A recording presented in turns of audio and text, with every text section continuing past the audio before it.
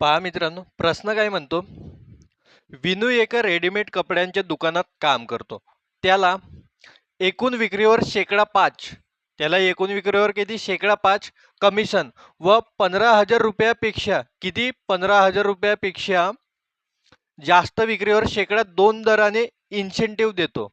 जर त्याने मासिक विक्री किती आहे, मासिक विक्री त्याची 28,000 रुपये केली, तर विनूने एकूण कमिशन व इन्सेंटिव्ह किती मिळविले. असा म्हणजे प्रश्नात काय आहे मित्रांनो, विनू नावाचा एक मुलगा आहे, तो एका कपड्याच्या दुकानात काम करतो. त्याला तो जेवढी काही विक्री करतो त्याला त्याच्यावरती 5 शेकडा 5 म्हणजे 5% कमिशन मिळतो. जर त्याने 15,000 रुपयाच्या वरती जर विक्री केली तर त्याला शेकडा 2 दराने म्हणजे 2% इन्सेंटिव्ह म्हणजे 2% अतिरिक्त मिळतो.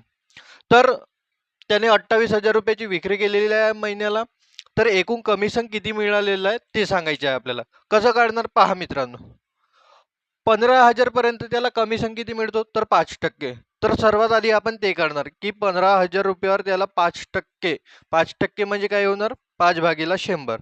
तर किती होते मित्रांनो बघा, 2 0 कॅन्सल झाले, 15 5 75 म्हणजे 750 रुपये त्याला किती 15,000 रुपयावरती त्याला कमिशन मिळणार.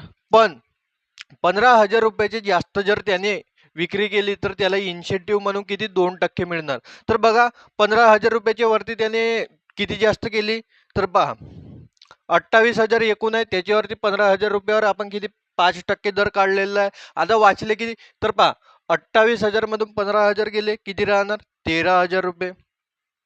हे जे 13,000 रुपये आहेत याच्यावरती त्याला एकूण किती मिळणार मित्रांनो तर 60%. हे 5% आणि हे 2% इन्सेंटिव्ह म्हणजे किती मिळणार 60%. 60% म्हणजे किती 7/100. तर करा काय होणार 2 0 कॅन्सल होणार. 13 किती होणार 91 म्हणजे किती होणार 910 रुपये. बघा 15,000 रुपयावर त्याला कमिशन किती मिळणार 750 आणि 13,000 रुपयावर कमिशन किती मिळणार त्याला 910 रुपये. तर हा एकूण त्याचं कमिशन झाला मित्रांनो. तर किती होणार बघा पहा 0 0 5 आणि 1 6 7 आणि 9 किती होते 16.